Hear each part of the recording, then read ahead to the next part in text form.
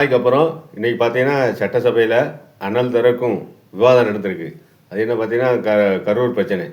ஏன்னா கரூர் பிரச்சனை வந்து இப்போ தமிழ்நாட்டு அளவில் ரொம்ப உதாகரமாக வெடித்து பெரிய பிரச்சனையாக ஓடிக்கிட்டு இருக்கு. இப்போ நேருக்கு நேர விவாதம் வந்து சட்டசபையில் நடந்திருக்கு.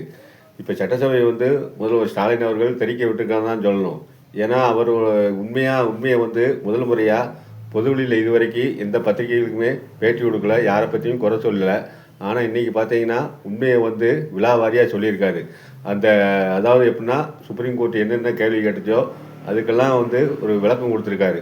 இவங்க எப்படி கூட்டம் சேர்ந்துச்சு, தாவாக்கை வைத்த எந்த அளவு, அதாவது இது தாவைக்கா வந்து திமுக மேலே அரசாங்கத்து மேலே ஒரு நிறைய குற்றச்சாட்டுகள் வச்சாங்க. அதில் வந்து ஒரு பதிலளிக்கும் விதமாக முதல்வர் அவர்கள் ஒரு சரியான ஒரு விளக்கத்தை வந்து கொடுத்துருக்காரு.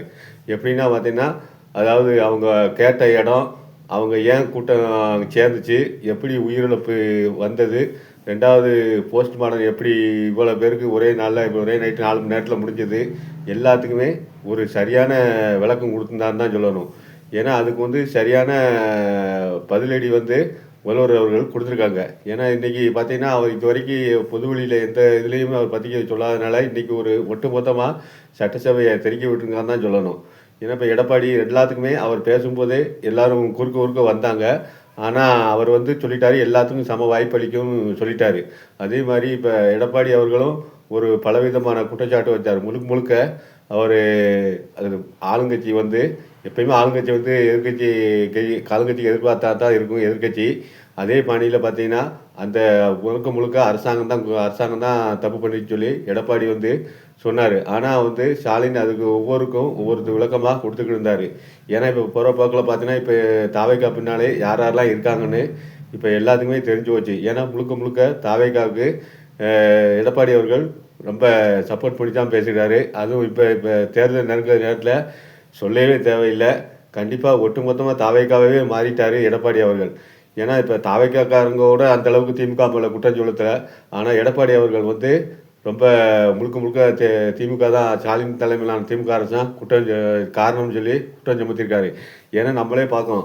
இப்போ விஜயை பார்த்தீங்கன்னா தளபதி, அதாவது டிவிகே தலைவர் விஜயை பார்த்தீங்கன்னா இது வரைக்கும் ஒரு ரொம்ப, அதாவது எப்படின்னா காட்டஞ்சாட்டமான ஒரு விமர்சனத்தை வந்து ஆளுங்கட்சி மேலே வைக்கல. அவர் பிரச்சாரத்தில் வச்சார், ஸ்டாலின் அவர்களே மாமா அவர்கள்னு வச்சார்.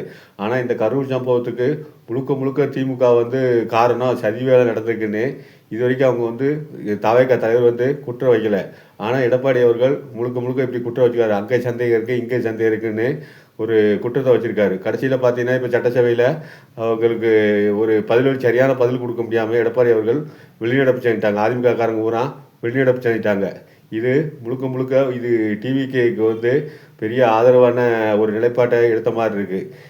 ஏன்னா வந்து இப்போ எடப்பாடி கூட்டத்திலே பார்த்தீங்கன்னா இப்போ தாவைக்காரங்க அவங்களோட கொடியெல்லாம் கட்டி ஒரு, அதாவது நாங்களும் உங்கள் கட்சியில் ஒரு ஆதரவு தான் அப்படிங்கிற ஒரு மனப்போக்கான வந்து மனநிலையை வந்து காட்டுது. ஏன்னா இது வந்து டிவிகே தரப்புலேருந்து ஒரு, அதாவது எப்படின்னா எங்களுக்கும் அதுக்கும் சம்மந்தம் இல்லை, அதாவது தாவைக்காக வந்து தனித்து போட்டியிடும் எந்த கட்சியும் கூட்டணியும் வெளிப்படையாகவே சொன்னாலும் கூட, ஆனால் அவங்க கட்சி தொண்டர்கள் வந்து விடாத மாதிரி இல்லை. அதுக்கு என்ன காரணம், பல்வேறு ஊடக ஆய்வாளர்கள் வந்து பல்வேறு கருத்துக்களை சொல்கிறாங்க. ஏன்னு கேட்டீங்கன்னா இப்போ தாவைக்கா வந்து கண்டிப்பாக ஒரு தனித்து போட்டியிடக்கூடிய அளவுக்கு ஒரு வேட்பாளர், ஒரு பலமான வேட்பாளர் 234 தொகுதியில் இருக்காங்கன்னு சொன்னால், ஏன்னா இல்லை, கண்டிப்பாக இல்லை, அது எல்லாத்துக்குமே தெரியும்.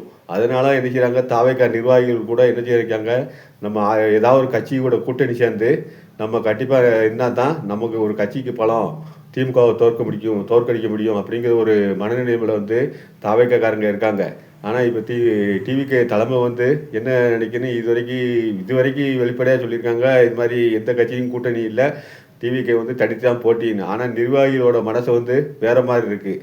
என்ன இருந்தாலும் சரி, இன்றைக்கி பார்த்தீங்கன்னா இன்றைக்கி சட்டசபையில் ரொம்ப உண்மையிலே ஒரு சூடான விவாதம் தான் சொல்லலாம். ஏன்னா கரூர் சம்பவம் வந்து இந்தியாவையே உலுக்கியிருக்கு. கிட்டத்தட்ட 1 உயிர் 2 உயிரில் 41 உயிர் வந்து போயிருக்கு. இந்த 41 உயிருக்கு பாதுகாப்பு யார் கொடுக்க தவறியது, அரசாங்கமா இல்லை கட்சி, அதாவது போலீஸ்காரங்களா இல்லை அந்த கூட்டத்தை நடத்திய தாவேக்காவா? இந்த 3 கேள்விக்கு தான் கண்டிப்பாக விட தெரிஞ்சாகணும். ஏன்னா இப்போ தாவேக்காவும் அதிமுகவும் பார்த்தீங்கன்னா முழுக்க முழுக்க திமுக மேலே தான் பழி.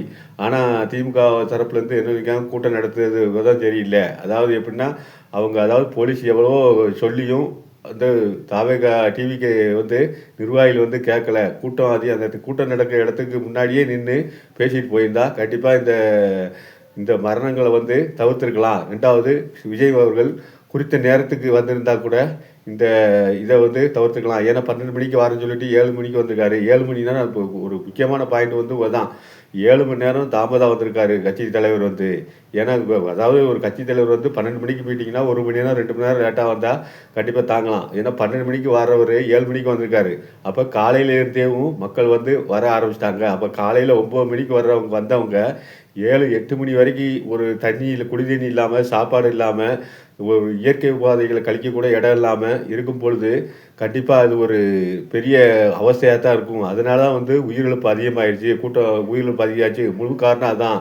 ஏன்னா இயற்கை உபாதைக்கு ரொம்ப சிக்கலான நிலைமை, குடிக்க தண்ணி இல்லாமல் இருக்கும்போது உடல் சோர்வாகி கூட்டமும் அதுவும் அதிகமாகும் போது கண்டிப்பாக அதுக்கு வந்து ஒரு தீர்வு வந்து இந்த மாதிரி மரணம் ஏற்பட்டுச்சு. இதுக்கு வந்து முழுக்க முழுக்க அந்த கட்சியினரோடு தான் காரணம் அப்படின்னு சொல்லி இப்போ திமுக தரப்புலேருந்து முதல்வர் ஸ்டாலின் அவர்கள் சட்டப்பேரவையில் வந்து ரொம்ப காரசாரமாக சொல்லியிருக்காரு. கண்டிப்பாக இது வந்து உண்மையிலேயே யோசிக்கக்கூடிய விஷயந்தான். ஏன்னா ஒருத்தவங்க வந்து ஒரு கூட்டத்துக்கு காலையில் 9 மணிலேருந்து நைட்டு 7 மணி வரைக்கும் இருந்தால், ஒரு தண்ணி இல்லாமல் எங்கேயும் ஒரு இயற்கை உபாதை கிடைக்காமல் இருந்தால் அவங்களோட உடல்நிலை வந்து எந்த அளவுக்கு இருக்கணும்னு நம்ம எல்லாத்துக்குமே தெரியும். இது வந்து எந்த கட்சியும் குற்றச்சாட்டு இல்லை. ஒரு கட்சி நடத்துகிறவங்க வந்து கண்டிப்பாக இதையெல்லாம் யோசிச்சுருக்கணும். இது வந்து தவைக்காவை சொல்லியும் குத்தம் இல்லை. ஏன்னா அவங்க வந்து முதல் முறையாக இப்போ வந்து ஒரு அரசியல் கட்சிங்கிறதுனால ஒரு பக்குவமும் இல்லாமல் நடந்துக்கிட்டாங்க. கண்டிப்பாக இதுக்கு இன்னும் அடுத்து வர்ற கூட்டங்கள்லையாவது இதையெல்லாம் தவிர்த்து பொதுமக்களுக்கு கட்சிக்காரர்களுக்கு வந்து எந்த ஒரு அதாவது இடையூறும் இல்லாமல் அவங்க எந்த விதத்தையும் பாதிக்கப்படாத அளவுக்கு ஒரு கட்சியோ பிரச்சார கூட்டமோ நடத்திருந்தா கண்டிப்பாக இது மக்களுக்கு ஒரு பாதுகாப்பாக இருக்கும். என்ன இருந்தாலும் சரி. ஆமாம், இப்போ வந்து டிவிக்கு போகிற போக்கை பார்த்தா தலைமை என்ன சொன்னால் டிவிக்கு போகிற போக்கை பார்த்தா அவங்க தொண்டர்களோட மனநிலையும் பார்த்தா ஏதாவது ஒரு கட்சி பிஜேபி வந்து ஏதாவது ஒரு கட்சி என்ன பிஜேபி, அதிமுக, டிவிகே இந்த 3 கட்சியும் கண்டிப்பாக ஒரு கூட்டணி லைனில் போகுங்கிறது உண்மை. போக போக பார்ப்போம். அடுத்து என்ன நடக்குதுன்னு பார்ப்போம். கண்டிப்பாக அடுத்து இந்த 4, 5 மாதத்தில் தெரிஞ்சு போகும். 4, 5 மாதம் இன்னும் ஒரு 2, 3 மாதத்தில் அந்த கூட்டணியை பற்றி கண்டிப்பாக தெரிஞ்சு போகும். பொறுத்திருந்து பார்ப்போம். டிவிக்கு என்ன நிலைமை எடுக்குன்னு, மக்கள் என்ன ஆதரவில் இருக்காங்கன்னு அடுத்த பார்ப்போம். இந்த டிவிக்கு ஏடிஎம்கே, பிஜேபி இதை பற்றி நீங்கள் என்ன நினைக்கிங்க? இந்த சட்டசபையில் நடந்த விவாதத்தை பற்றி நீங்கள் என்ன நினைக்க? உங்கள் கருத்துக்களை கமெண்ட் பாக்ஸ் சொல்லுங்கள். நன்றி, வணக்கம்.